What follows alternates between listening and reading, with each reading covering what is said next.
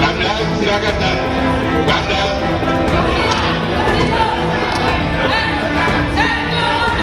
amankan. Amankan, aman. Amankan, aman. Amankan, aman.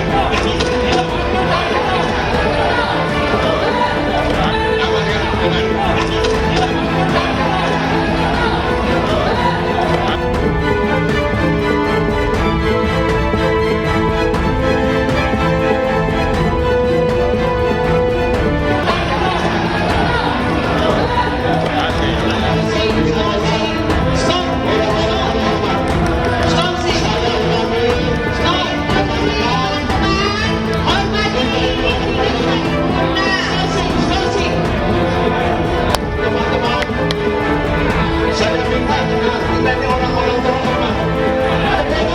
Mari kita selesaikan secara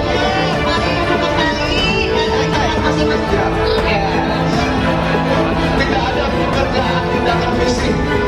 Teman-teman, hindari tindakan fisik. Saya minta hindari tindakan fisik.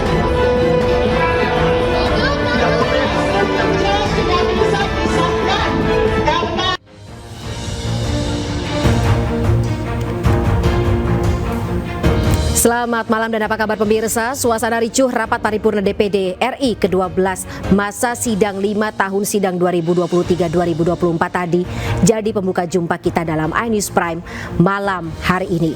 Sementara itu Saka Tatal, mantan narapidana pembunuhan Vina dan Eki akan mengajukan peninjauan kembali atau PK. Sementara mantan tersangka pembunuhan Vina dan Eki, Peggy Setiawan, menyatakan siap jika diminta bersaksi dalam sidang PK Saka Tatal. Bersama saya Fani Imaniar, Anda menyaksikan iNews Prime selengkapnya.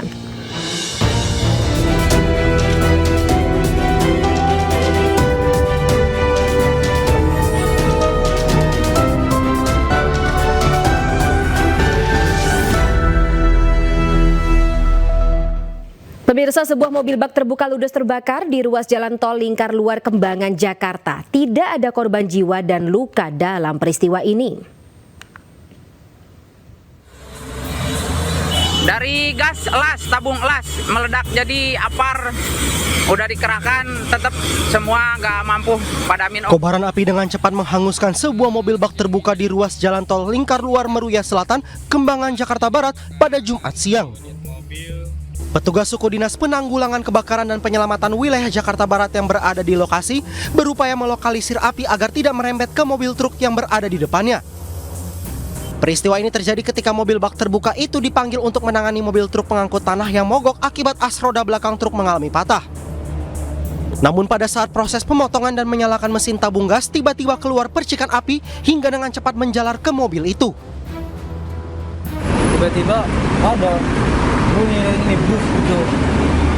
Udah pas aku lemparin, itu api langsung nyebar gitu. Udah tinggalin aja. Oh, dari tabung gas ini, tabung gas mesin las ini. Iya. Tidak ada korban luka maupun korban jiwa dalam peristiwa ini, namun kerugian ditaksir mencapai puluhan juta rupiah. Kini kasus ditangani oleh Jasa Marga dan petugas kepolisian patroli jalan raya. Dari Jakarta, Rizky Falufi, iNews melaporkan. Pemirsa, keluarga wartawan yang rumahnya dibakar di Karo, Sumatera Utara melapor ke Markas Pusat Pos Militer Angkatan Darat atau Puspomat. Pihak keluarga menduga ada oknum anggota TNI yang terlibat.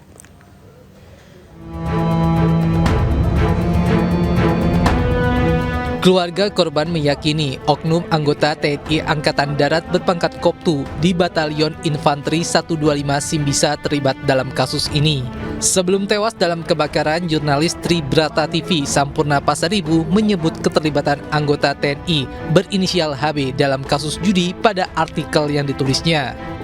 Kalau almarhum Pasaribu itu sempat meminta perlindungan kepada pihak kepolisian, yaitu Kasatreskrim Polres Tanah Karo, begitu. Ada juga percakapan kalau tentang adanya telepon beberapa kali dari yang kita laporkan ini, terduganya itu yang keterlibatan anggota TNI itu kepada Pimretnya untuk melakukan take down pemberitaan yang sebelumnya dilakukan. Ada 3 kali telepon, nggak diangkat, terus dibalas, tolong untuk dihapuskan, kira-kira begitu di percakapan itu dari Pimret. Menurut kita, tim KKJ, sikap Panglima mungkin itu terlalu dini ya, dan itu memang harus kita klarifikasi kan begitu, bahwasanya kita menduga dari KKJ dan LBH menduga adanya keterlibatan TNI. Jadi dengan bukti-bukti yang kita bawa tadi, dengan adanya data dari saksi-saksi yang kita dapat, kan begitu, ini yang meyakinkan korban untuk melapor ke Puspamat Angkatan Darat untuk mencari keadilan. Keluarga korban yang didampingi kuasa hukumnya dari LBH Medan berharap kasus ini segera diusut tuntas. Selain LBH Medan, keluarga korban juga didampingi perwakilan dari Komite Keselamatan Jurnalis LBH Pers dan Kontras. Tim Liputan iNews melaporkan. Pemirsa, Panglima TNI Jenderal Agus Subianto menanggapi terkait dugaan keterlibatan oknum prajurit dalam kasus pembakaran rumah hingga tewasnya wartawan beserta keluarganya di Kabupaten Karo, Sumatera Utara. Jenderal Agus Subianto membantah anggotanya terlibat dalam pembakaran tersebut. Dari Polri sudah mengatasi yang rumah wartawan dibakar sudah diatasi oleh Polri. Tapi ada keterlibatan dari anggota TNI prajurit atau nggak ada? Nggak ada. Pemirsa, kita ke kasus pembunuhan Vina dan Eki, di mana Saka Tatal, mantan narapidana pembunuhan Vina dan Eki, akan mengajukan peninjauan kembali atau PK. Sementara mantan tersangka pembunuhan Vina dan Eki, Peggy Setiawan, menyatakan siap jika diminta bersaksi dalam sidang PK Saka Tatal.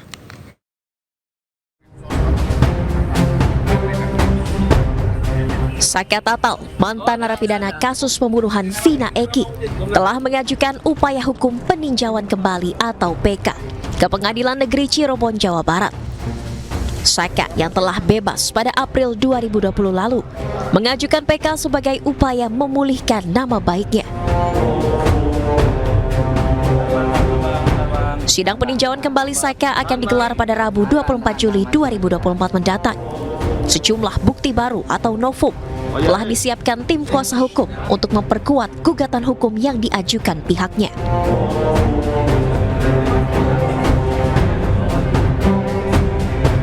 Selain melampirkan bukti baru, pihak Saka Tatal juga akan melampirkan hasil putusan sidang pra-peradilan yang dimenangkan Peggy Setiawan sebagai dokumen tambahan. Gugurnya status tersangka Peggy diyakini akan semakin memperkuat peluang dimenangkannya peninjauan kembali yang diajukan Saka. Saya menyerahkan novum itu mudah-mudahan akan membukakan hakim, bukan saja hakim pada PK Saka, tetapi hakim-hakim lain yang akan menangani PK terpidana lainnya. Karena di novum itu akan diperlihatkan secara nyata kondisi apa sih yang terjadi sebenarnya. Sementara itu, mantan tersangka kasus Vina, Peggy Setiawan, juga mengaku siap jika dirinya dibutuhkan untuk bersaksi dalam persidangan Saka Tatal. Jika memang saya dibutuhkan, insya Allah saya siap membantu. Namun selebihnya saya serahkan kepada kuasa hukum. Ya jika memang dibutuhkan, Tapi jika memang dibutuhkan ya bukti saya tidak bisa karena jika memang dibutuhkan. Karena ini bukan ranah saya gitu. Karena saya sudah ada terkaitan. Tim Liputan iNews melaporkan.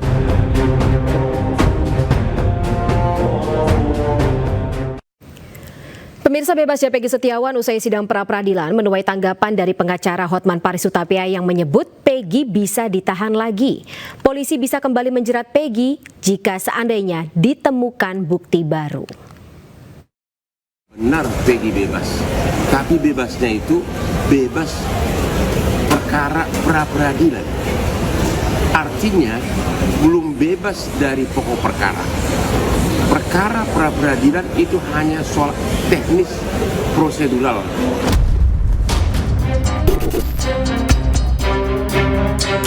Pengacara Hotman Paris Hutapea menyebut kemungkinan Peggy Setiawan bebas dari penjara hanya sebentar. Sebab menurutnya, Peggy belum bebas dari pokok perkara. Polisi bisa saja memanggil Peggy kembali sebagai saksi. Kemudian jika ada alat bukti baru, Peggy bisa saja jadi tersangka lagi. Kemungkinan pertama, penyidik kembali memeriksa Peggy dengan mengikuti hukum acara pidana yang benar, yaitu memanggil sebagai saksi, kedua menetapkan sebagai tersangka, dan kemudian melimpahkan ke kejaksaan. Itu bisa dilaksanakan oleh penyidik dalam hitungan hari atau dalam hitungan minggu berikutnya. Ya, contoh, besok-besok penyidik bisa memanggil Peggy sebagai saksi dan siang harinya bisa langsung ditetapkan sebagai tersangka, bahkan bisa ditetapkan sebagai tahanan, ditahan. Untuk itu jika memang Peggy benar-benar tidak terlibat dalam kasus pembunuhan Vina dan Eki, polisi harus mencari tersangka lain dengan alat bukti yang kuat, sehingga kasus ini bisa menjadi terang benderang. Intinya permohonan pra-peradilan dari pemohon dikabulkan.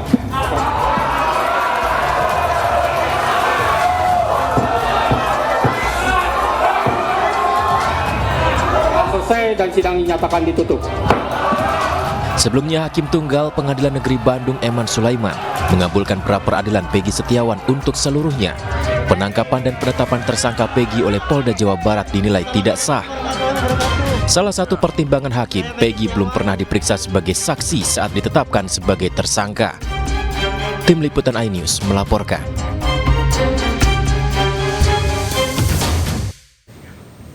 Pemirsa, meski bebas dalam pra-peradilan, tidak menutup kemungkinan Peggy Setiawan kembali jadi tersangka. Meski demikian, Polda Jabar harus mengeluarkan surat perintah penyidikan baru dan memiliki bukti baru yang cukup.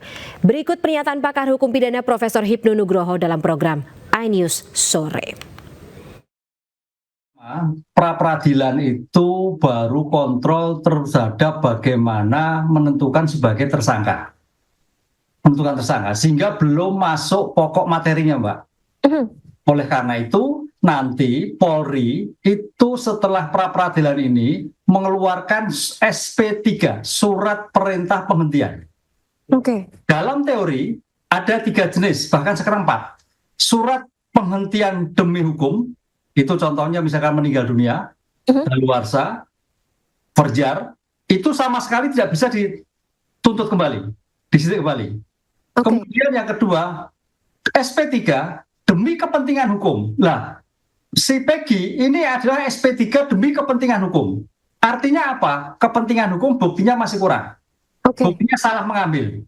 Oleh karena itu dalam hal seperti ini, maka demi hukum si Peggy bisa diajukan kembali ketika itu bukti kuat, bukti cukup, bukti diperoleh sah. Yang ketiga, dihentikan demi kepentingan umum. Apa itu? Kaitannya dengan oportunitas, kepentingan bangsa negara. Yang terakhir, yang perkembangan sekarang adalah dihentikan demi kepentingan restoratif justice. 4 ini bagian dari penghentian. Lah, Peggy dalam konteks pra-peradilan adalah demi kepentingan hukum. Artinya ketika bukti kurang, bukti tidak relevan, bukti diperoleh, demi kepastian hukum si Peggy harus dibebaskan. Gitu, Pak. Ini untuk memberi kepastian. Oleh karena itu, nanti seandainya Polda Jawa Barat itu menemukan bukti baru, dapat ditentukan sebagai tersangka kembali. Gitu. Baik, nanti rangkaiannya seperti apa, Prof? Apakah ini dimulai dari awal Peggy diperiksa lagi sebagai saksi, ada gelar perkara lagi, atau seperti apa nanti prosesnya? Ya, karena putusan pra-peradilan kemarin adalah dinyatakan tidak sah, batal demi hukum. Ingat, dalam teori konsep batal dianggap tidak pernah ada. Nah, ketika dianggap tidak pernah ada, maka Polda Jawa Barat harus membuat sprindik baru. Ini sprindik baru. Jadi yang kemarin udah tidak dipakai semua. Sprindik baru dengan bukti-bukti yang baru kepada tersangka yang sekarang ini menjadikan misalkan nanti P atau yang sebagainya. Ini yang menjadi sehingga memang agak sulit. Ya, itulah demi kepastian hukum. Sehingga bukti-bukti yang kemarin tidak dapat bernilai. Bukti-bukti baru yang ditemukan yang muatkan, makanya tadi dihentikan demi kepentingan hukum. Kepentingan, kata kuncinya demi kepentingan, bukan demi hukum. Kalau demi hukum, clear, tidak bisa dilakukan apa-apa. Tapi kalau demi kepentingan hukum, karena bukti kurang, bukti tidak relevan, cara memperoleh bukti salah. Itulah yang akhirnya Polda Jawa Barat harus memperbaiki untuk menaikkan kembali kepada Peggy misalkan terhadap kasus yang berjalan seperti ini. Pra-peradilan sebagai bentuk perlindungan hak asasi manusia, maka sebagai bentuk perlindungan harus diperiksa dulu. Diperiksa dulu. Kemudian saksi-saksi juga dipanggil secara sah, secara patut. Bukti dilakukan dengan penyitaan yang patut, dengan izin Ketua Pengadilan Negeri. Ini juga sebagai bentuk perlindungan. Penggeledahan juga harus ada surat penggeledahan. Karena namanya pra-peradilan itu berbasis pada apa itu konsep penyidikan. Di dalam kuhap bisa disertakan bahwa penyidikan adalah serangkaian tindakan penyidik. Jadi serangkaian tindakan penyidik itu pemanggilan, penggeledahan, perampasan, gitu Pak, penangkapan, guna untuk menentukan tersangka. Jadi tersangka ini terakhir, bukan ditangkap dulu baru cari bukti, tapi bukti-bukti terkumpul, nilainya berapa, kapasitasnya berapa, jumlahnya 2, kualitas, baru ditentukan tersangka. Lah, tampaknya kemarin Polda keliru, tangkap dulu baru mencari bukti. Yang betul, bukti dulu baru menentukan tersangka. Pemirsa, Anda masih bersama kami dalam My News Prime. Waspadalah terhadap lowongan pekerjaan yang meminta ponsel Anda. Puluhan warga menjadi korban penipuan lamaran pekerjaan yang datanya digunakan untuk pinjaman online dengan angka pinjaman mencapai ratusan juta rupiah.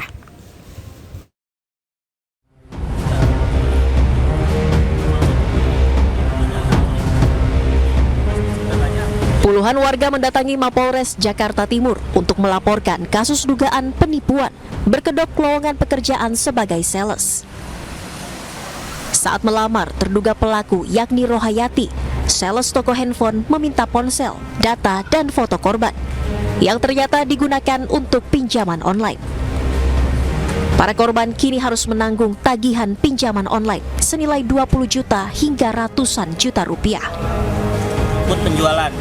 Nah, lalu setelah datang ternyata diminta KTP dan diminta handphonenya. Namanya mau ngelamar kerja kan kita pasti percayanya ya diminta KTP sama itu wajar lah ya. Ternyata tanpa sepengetahuan para korban ini, HP itu diinstalkan aplikasi pinjaman online dan cicilan online. Namun pemilik toko handphone tersebut mengaku tidak pernah membuka lowongan pekerjaan. Sementara Rohayati sudah berhenti bekerja sejak 2 bulan lalu dan tidak diketahui keberadaannya. Ya dari toko sih merasa ini ada pencenaan nama baik ya gitu ya, saya melihat gitu loh. Karena si Iro ini kita juga nggak tahu bahwa dia melakukan hal seperti itu. Polisi saat ini sudah memeriksa 6 orang saksi. Kami telah memeriksa sebanyak 6 orang saksi, dalam hal ini adalah para korban, dan kami akan memeriksa terus para saksi lainnya. Dan selanjutnya kami akan memanggil para memanggil terlapor dalam hal ini 1 orang bernama Berisal R tadi. Polisi pun akan segera memanggil terlapor yakni Rohayati yang diduga menjadi otak penipuan tersebut.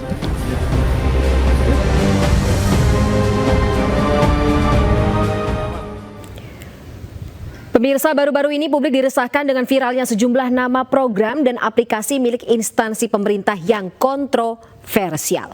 Nama-nama program yang dianggap nyeleneh ini dibuat oleh pemerintah daerah, instansi BUMN, dan lembaga hukum.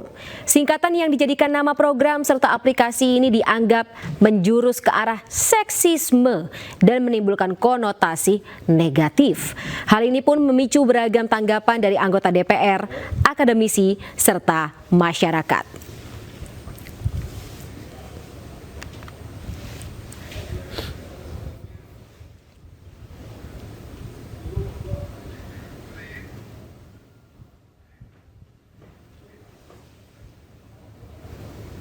Ya, nama-nama program sejumlah instansi pemerintah yang viral di media sosial ini dikarenakan dianggap nyeleneh.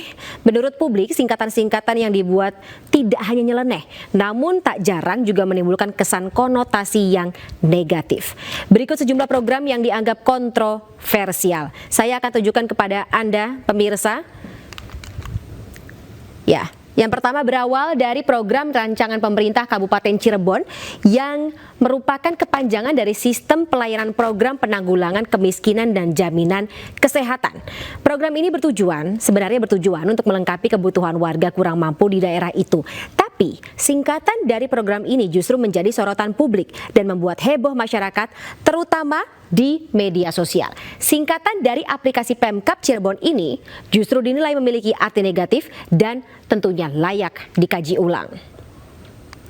Berikutnya pemirsa, singkatan dari Sistem Informasi Konsultasi Hukum Online Pengadilan Negeri Semarang. Sesuai dengan namanya, program ini adalah rancangan dari pemerintah Kota Semarang. Singkatan ini disorot publik karena dianggap mirip umpatan dalam bahasa Inggris. Setelah sempat membuat ramai, PN Semarang akhirnya tidak lagi menggunakan nama tersebut karena dinilai mengundang kontroversi.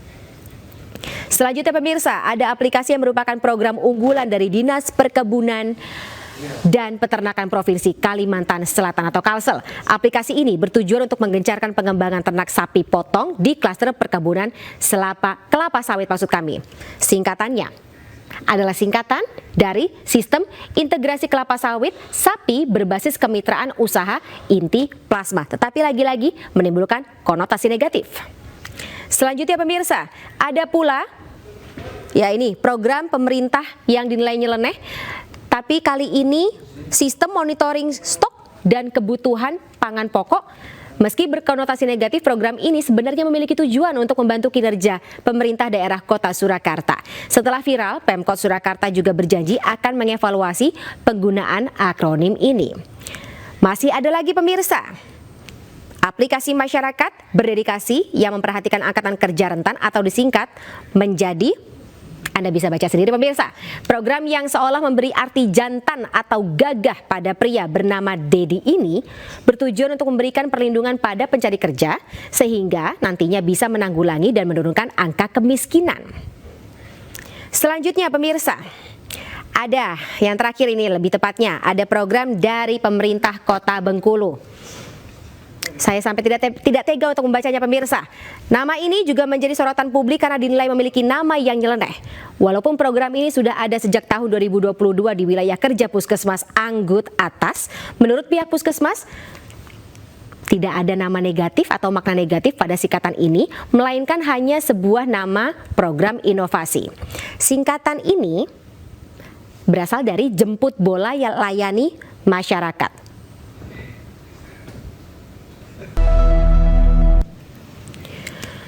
Terima kasih pemirsa, Anda masih bersama kami dalam My News Prime. Rapat paripurna DPD RI ke-12 masa sidang 5 tahun sidang 2023-2024 berlangsung ricuh usai diwarnai hujan interupsi. Sejumlah senator bahkan menghampiri meja ketua DPD hingga mencoba merebut mic.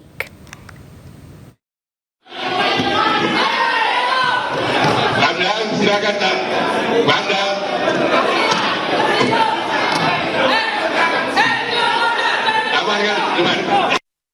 Inilah suasana kericuhan yang terjadi saat rapat paripurna ke-12 DPD RI masa sidang kelima tahun 2023-2024. Kejadian bermula saat Lanyala sedang menyampaikan penyempurnaan tata tertib DPD RI serta laporan hasil kerja pimpinan DPD RI. Ketua Panitia Perancang Undang-Undang 3 anggota yang saya belum dijawab berdasarkan kesepakatan kelompok. Namun interupsi demi interupsi mulai muncul. Salah satunya disampaikan Senator asal Papua Barat Philip Wamafma. Pengaturan tentang syarat pencalonan pimpinan dalam pengungkapan DPD RI sama dengan syarat pencalonan pimpinan DPD RI. Lanyala sempat tak menggubris interupsi tersebut dan tetap melanjutkan pembacaan laporan serta draft tata tertib.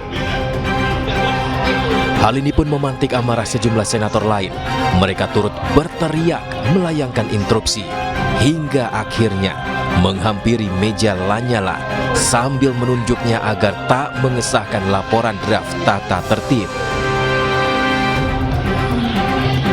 Saat anggota berbondong-bondong menghampiri meja pimpinan, salah satu senator bahkan berusaha merebut mikrofon ketua DPD RI.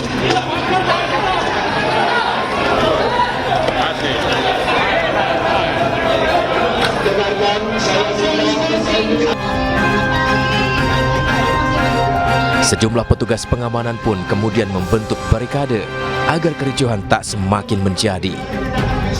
Jangan saya beri karena saya skor tempat duduk dulu. Skor. Saya minta kembali ke tempat duduk. Skor.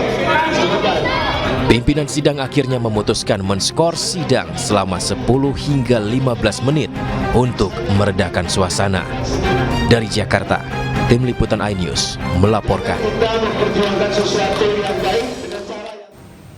Pemerintah berencana membatasi pembelian BBM bersubsidi pada tanggal 17 Agustus mendatang. Kebijakan ini diklaim bertujuan untuk mengurangi polusi udara dan menghemat keuangan negara. Rencana pembatasan BBM disampaikan oleh Menko Marves Luhut Binsar Panjaitan melalui akun Instagram pribadinya. Menurut Luhut, pembatasan BBM bersubsidi bisa menghemat keuangan negara dan mengurangi polusi udara. Saat ini, Pertamina diklaim sedang menyiapkan proses pembatasan BBM bersubsidi agar terrealisasi. Jika kebijakan ini direalisasikan, maka pada tanggal 17 Agustus 2024, pembelian BBM bersubsidi seperti Pertalite akan benar-benar dibatasi.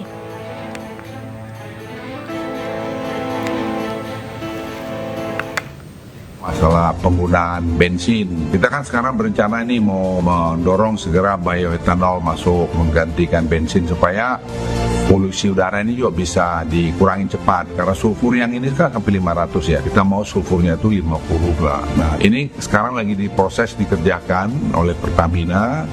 Nah kalau ini semua berjalan dengan baik, itu dari situ saya kira kita bisa menghemat lagi, dan juga pemberian subsidi yang tidak pada tempatnya. Itu sekarang Pertamina sedang menyiapkan. Kita berharap 17 Agustus ini kita sudah bisa mulai, di mana orang yang tidak berhak dapat subsidi itu akan bisa kita kurangin.